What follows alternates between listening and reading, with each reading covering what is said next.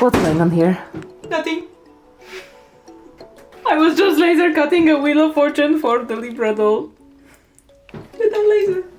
I thought you meant Lazier. Lazier. Hi, I'm Barb. And I'm Alex. And we're Enchanterium. And today we're going to make Libra, the next of the Zodiacs. Yes, this is part of our ongoing Zodiac challenge, as you can see behind us.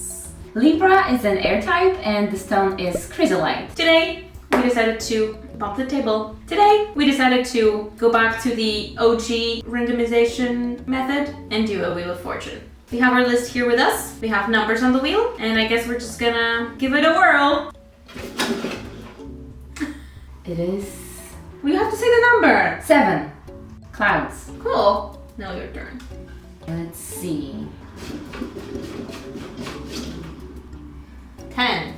Dragon. Dragon, cloud. Cloud. Leo and Aries, two of our fire signs, have the same color palette, and also Taurus and Virgo, which are the earth signs. So I thought maybe we can do something that will link Libra to Gemini, as they are both air signs. And it will be clouds. And maybe like a autumn colors, so a sunset vibe. I think that's gonna work because you know what dragons have? Wings. No, scales. That is true. Let's go. So my first idea for Libra was to combine Dracula's head with Viperine's body, but then I thought that I will probably never use Viperine's head because of her strong features, and I decided to give her a chance. We want the series to include dolls that we never worked on before, or worked only once. It's supposed to be a challenge, so let it be a challenge. The first step is always to prepare your canvas. I cleaned the head from all the factory hair and makeup, and I'm ready to do some body modifications. But let me talk a little bit about the concept for this one. Libras are known for being well-balanced, patient, charming, and generous. And our typical European dragons are kind of the opposite of that. Bloodthirsty, fire-spitting monsters sitting on a pile of gold. So this time we're going to look for inspiration somewhere outside of our own culture. She's going to be an Eastern type of dragon, a long, that originated in China. Compared to our Western dragons, longs are a symbol of good luck, spirituality, royalty, and well-balanced power. They are also mostly associated with air and water, which is perfect because clouds are basically water in the air. So I did some modifications to the body and the head for more dragon features like bent legs, more prominent scales, spiky shoulders, less sharp eye molds, and antlers. Usually, longs have smaller horns, but these horns are going to play an important role later, so they need to be a bit bigger and definitely wider than on a standard dragon. Don't get used to the sketch of the eyes, they are destined to disappear in a moment under a lot of layers of paint. For all the modifications, I'm using air dry clay epoxy sculpt. The base layer, done. She's still a little bit bendy, a little bit soft, so let's add another layer to make like more details and nice textures, all the good stuff. Let's do it. I think I even added a third layer of epoxy somewhere in the process. I also sculpted the smaller horns on her forehead, which initially I thought were going to be her eyebrows, but I actually added painted brows later. I added some epoxy clay behind the ears to fix them in place, and I finished them with a tiny bit of clay in the front so both sides look good together. This was a difficult step, but I added some super duper tiny claws to her fingertips. She has gigantic claws on her feet, so I couldn't leave her hands looking so soft. Let's add some colors. First, I'm painting the whole thing with a white gesso primer, but to be honest, I'm not sure if it was a good idea because it scratches like crazy on the joints. But it's always a thing to consider in the design. Every movement will eventually scrape off any paint. But that's a problem for later. Now let's add the main color, baby blue. Yes, she's going to be a blue air/cloud dragon. I promised a sunset vibe, so I'm adding a fade to yellow and orange on the feet. At first, I thought that blue and yellow will connect through white, just like I did on Gemini. But to avoid green when the stone is chrysolite would be actively sabotaging the gemstone trait. And we're not going to do that. So I will let the green be green this time. Before I started working on this video, I wanted to push a little side project of mine, which is making keychains for our lovely Patreons. So here's a mini vlog from that. I'm here in the Hazardous Materials Lab, and I have a knife in my head because we just finished recording the Halloween intro, which you may have seen last time. If you are a Patreon of a certain tier, you will get one of these for free. If you want one of these, I welcome you to become a Patreon. That will also help me take this knife out of my head. So it's kind of a pressing matter, you know? So let's see how quickly I can make 50 keychains, because this batch is only going to be limited to 50. And I think 30 of them already are claimed by previous Patreons. This is what they look like. Let's see how fast I can make that. Let's test it out, make one, and then we'll see if we can do the 50. I'm scared. I'm always scared. It was the first time I run a big batch like that on the laser, and I'm glad I had some furniture to put together in the meantime, because the laser is fast, but if you make 50 keychains at once, it adds up. Unfortunately, I had a couple of mishaps where you can see that this also messed up. Go away. What I wanted to say, while being rudely disrupted by a bee, is that I was not careful enough placing all 50 keychains in the program, and I misaligned the engraving from the cut on a few of them, so I had to recut a few, but in the meantime I was able to clean out the previous cuttings and set up a gluing station. With the offcut of the cream shape, which I elevated a bit with cardboard, I could basically make like a stencil to place the gold and cream evenly. Since I used the sticky glue on the back while cutting it, all that was left was to peel it, plop it in the jig, and repeat 50 times. But it went pretty fast though. I love how cute these turned out. And if you like them too, you can sign up on our Patreon and be eligible for one. Thank you for coming to my vlog. Now, let's start with the iron-on shenanigans. Alex and I prepared this thing to cut out of gold vinyl, and I was fighting our AI cam to record the cutting of the vinyl, but the camera had mind of its own. After making the robot do what I want, the other robot did what I want, and now I have to weed the vinyl. I swear that the robots are going to be the thing that kills me. With my weeding hook, I carefully weeded out all of the tiny bits and pieces of vinyl that I did not want to end up on the actual dress, and this pattern has a bunch of those, so it took me a while. I pressed the fabric in my Elna press first to flatten it out, and I grabbed our prepped vinyl, carefully line it up with the grain of the fabric, and then wait for the heat to do its thing. And I had to be weird while waiting. Why am I like this? After I got it pressed, I gave it another go without the foil, and this time pressing from the back to make sure it's locked in. Don't get too attached to it because it will not stay this big at the end. I traced the darts on the wrong side, but I cut out all the pieces and proceeded to put the dress together. Since we're making a Chinese dragon-inspired doll, I'm making a, probably mispronouncing it, Qipao, which is one of the more popular Chinese dress styles. Oh my gosh, I think this actually turned out quite nice, if I do say so myself. Even though it's pretty thick, I think it's gonna be alright. Just celebrating small victories, because the small clothes are not my favorite these days. I retraced the darts to the correct side and sewn them in. I used to only make tiny monster high clothing and I didn't mind it that much, but it's really annoying when the fabric itself is so thick that it throws off your entire sewing. Like, it's not that thick cotton, it's medium weight, but for this scale, it's way overkill. I did not want to have any stitching in the arm size, or as I like to call them, armsicles. So I used glue to hem this part. That's always fun. See how nice it looks? Nice and non-stitched. As I slowly put together the dress, my iron is sadly deteriorating in the background. Don't look at that. My iron peed, okay? He sometimes does that, and it's not his fault, so don't comment on it. The ratio of this doll's waist and booty is ridiculous. I am not sure that I'm liking the fit. Another problem is that Alex has made these spiky spikes, and I am worried. Mogę spróbować, czy boisz się? Próbuj najwyżej kropelkować, no. Możemy to po prostu obciąć i zrobić dotąd.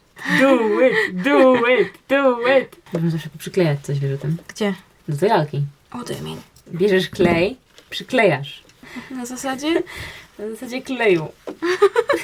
What do you mean? Może w ogóle zrobić tylko spódniczkę. Demula ma warstwy, ogry mają warstwy. We both have layers. Zrobić takie slity, w środka sadzić yarn, żeby tak wystawały. Slot. This is a perfect example of how our conversations go. This is not a conversation. I'm talking to you and you're clowning. Będzie grubo, nie? Ale grubo. Gruba imba. Czy będzie grubo? No bo będzie, albo nie będzie. To nie Czy jest będzie? tak, że jest grubo. To nie ma tak, że dobrze albo że niedobrze. Jest dobrze, jest tanio, jest tanio. Ola i Bosia, budujące memy przez 5 minut. Ja nie znam żadnych memów. Polski memcore. For 5 minutes straight. I don't know if you guys enjoy this sort of blabbing, but this is what the process is like for us. After some trimming, the skirt looks like this. Bet in the comments now if A, I will trim it more, B, it will stay this length, or C, none of the above. I took out the darts because they didn't add any aesthetic value, and I took the skirt at the sides instead. Then I hemmed the top of the skirt with glue. The hemming makes it stick out so much. And like, I don't like it. Or I tried to. It is so hard to find like cute fabric that's super thin. Especially because I have to order most of it online. And then you can't really, like, I know that you can look at the grams per meter or whatever, but like, what the fuck is a kilometer, you know? I used some freight check to make sure the edge doesn't get all nasty. I recently caved in and got some doll-sized Velcro, so I installed that in the back and added some elastic to keep the skirt down. And I thought it was fine, but it wasn't, so I took it out. I contemplated adding this rope to the top, and I ended up sewing it to the very edge of the skirt. I made this little wrap around. Do a wrap around. I'm a memepedia, sorry. I made this little wraparound instead of a bulky knot and trimmed it off camera, as you need to first put a bunch of glue where you need to cut so that the cord doesn't unravel. Let's go back from the clothes to the doll itself. I'm adding a yellow to red fade on the antlers to match with the legs and the skirt. At this point, we decided to include more white in the design, so I painted her clothes white and added some shading so they look less cartoony and more, I don't know, dangerous. Even if I know it's pointless, I'm trying to cover the joints with a marker just to tone down the peachy tone. Let's move on to her face. Spoiler, this is going to be a journey. After painting her blue, I added 2 coats of matte acrylic varnish and then 2 layers of Mr. Super Clear sealant to be able to draw easily on the surface. I started with watercolor pencils but quickly added acrylic paints to the process. I painted the brows white as she's going to have white hair and added white to the eyes. Then I forgot that I am a YouTuber and didn't record the process of making these white markings on her forehead. For the lips, I chose a dark blue color. I sketched these scales on her cheeks and I painted them blue, but they are going to be different. I thought she could have some cute fangs sticking out, and I think it's the first time I'm drawing teeth facing up on a doll. I wanted to correct some stuff off camera, but then... So at this point I sprayed the doll at least like 4 times with MSC, and I thought if I use some water to clean some mistakes, it'll be alright because it's going to erase only the top layer, but I was so wrong. I have no idea what happened, but this is how she looks now. 3 hours later. How can I ever trust MSC again? But never mind, it took some time to repair it, and I also corrected some of the symmetry of the eyes and added some details like waterline and more shading. Chinese dragons have a lot of hair on their face, and they usually have goatees. I don't really want her to have a beard made of hair, so I'm painting white hair-like pattern on her chin. And then of course I had to add more. For a long time I wanted her eyes to be empty, but I don't want to go too deeply into an oriental spiritual guru trope. So I'm adding irises. At first I wanted them to be light grey, but after adding eyelashes they kind of disappeared, so I painted them orange and yellow. This is where I ended the process, but as I said before, don't get used to her look, she's going to change soon. But before I'll show you her final face, I have to add hair. And another spoiler, it's a journey as well.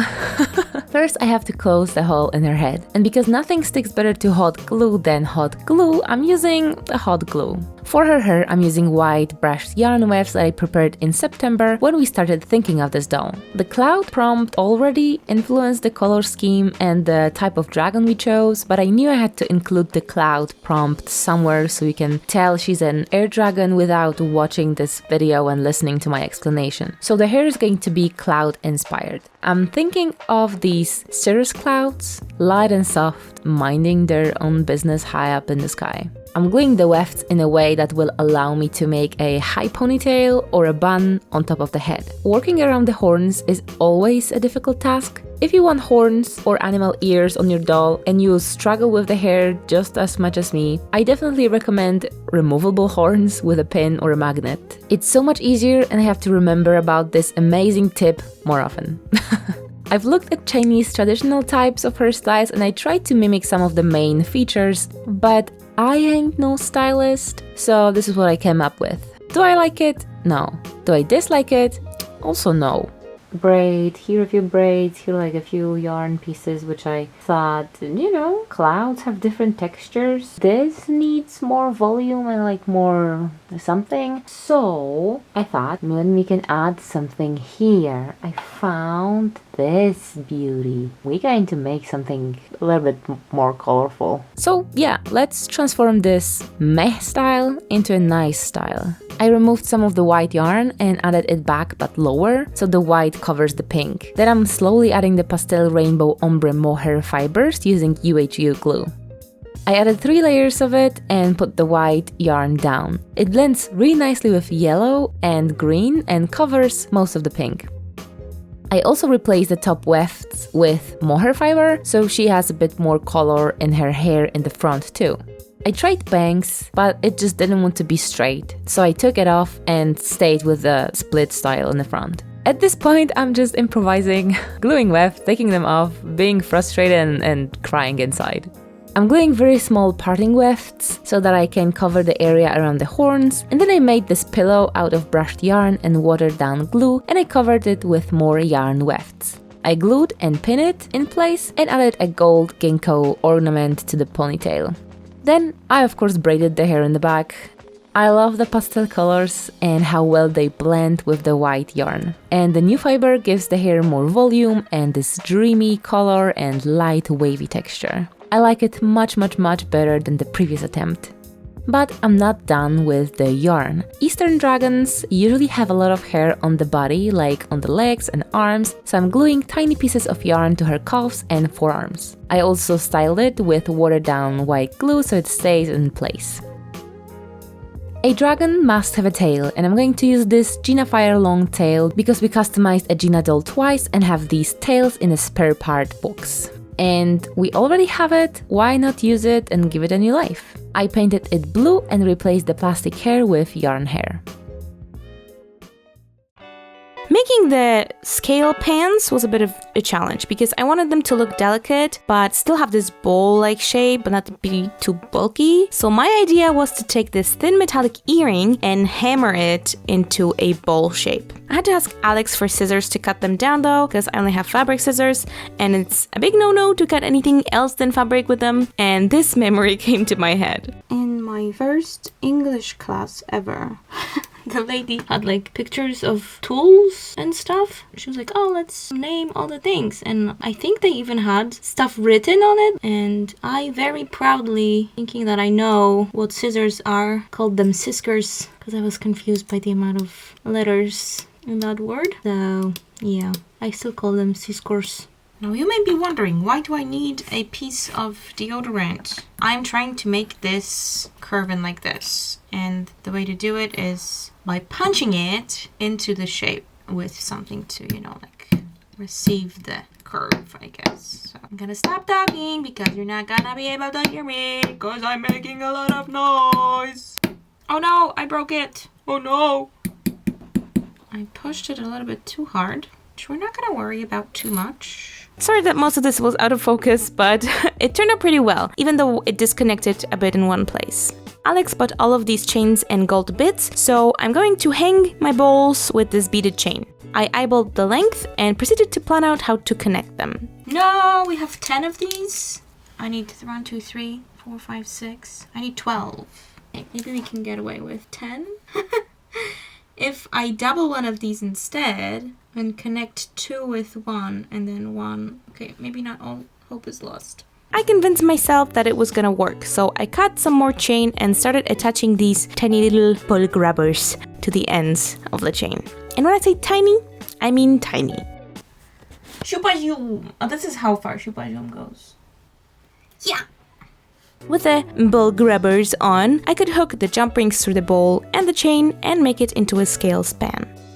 Okay, I think it looks pretty good. I think it's alright, even though this one is like loopy, but it has a nice balance. So I don't know how we're gonna hang them if I don't have more connectors. And I really don't want to go to the next city over to have more connectors, because I have more connectors and I've just only now realized it. So let me sit my stupid ass down. Fuck. I have redone it with 3 connectors. It looks better, obviously. Super luxurious and generally, you know, nice. A final ring on the top allows it to slip onto the doll's horns. So sometimes I just can't stop myself from fixing stuff. And I painted her face again. I changed the blue stripes for more colorful ones and added orange paint to the black liner under the eyes and also gave her a red eyeliner on top. And I decided that her irises need more color. So this is her final face, hopefully. Since I sculpted these shoulder spikes, we didn't know what to do for her top. But she's a dragon and she has scales. She doesn't need any clothes, just like Aries didn't need any pants because of the fur. In the Enchanterium universe, when you are a half animal and have fur or scales or feathers, you can wear clothes, but you don't have to.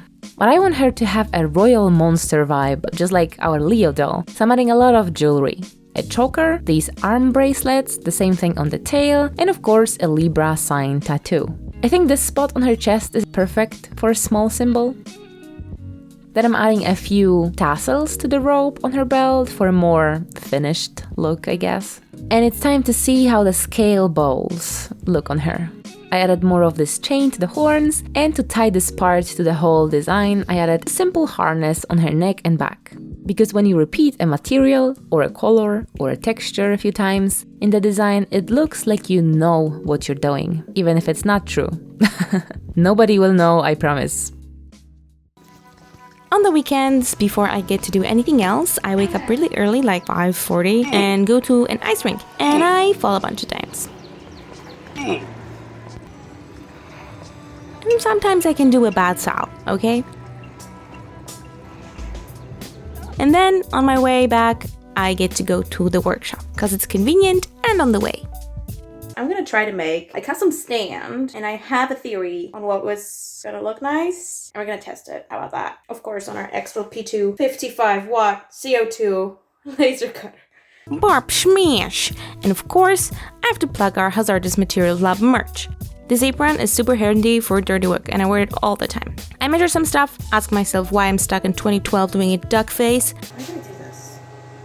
and get to cutting. I mentioned it in our last patron-only livestream that I thought it would be cute to engrave the constellations of the Zodiacs on their custom stands, so I threw this design together and cut it out. A bit of soap gets rid of the haze that is left after the engraving.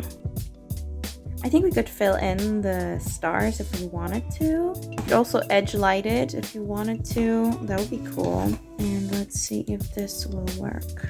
Oh yeah. I'm gonna glue these together. It's not gonna be a problem. And nice and simple. Now we have to ask Alex what she thinks about it. Alex and I actually have mixed feelings about this one. It definitely could use an improvement, and I already ordered a different acrylic to try something else, so consider this a version 1. I still have 5 more Zodiacs to finalize the design, so if you have any suggestions, drop them below.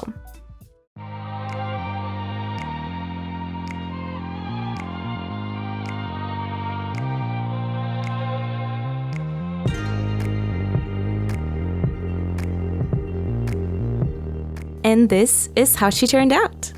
I think doing the scales as a dragon scales is really clever, and I hope that you guys can feel the cloudiness of her through the puffiness in her hair. I think this was one of more challenging prompts that we have drawn so far, and I'm really hoping that the next 5 are not gonna increase in toughness, you know? Especially because I know that the last 2 are our own signs, so that's gonna be a challenge to, give them justice.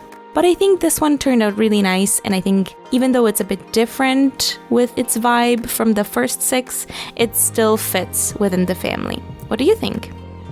there's never an empty spot in the video for me to talk about this, so I am just dropping this onto Alex to put somewhere in the video. Alex, please put this somewhere. Hey guys, so if you would like to support us, you could buy our merch. We don't earn like super much about it, but I know that a lot of you wanted to have some stuff. So we have new crop tops which have better sizing, and we have all of the 6 done so far Zodiacs. So if you are one of those, maybe you want to grab a t-shirt or a mug or a fridge magnet, links on the screen, links in the description. And if you skip this part of the video, you wouldn't know that there is a sale going on right now, so enjoy that.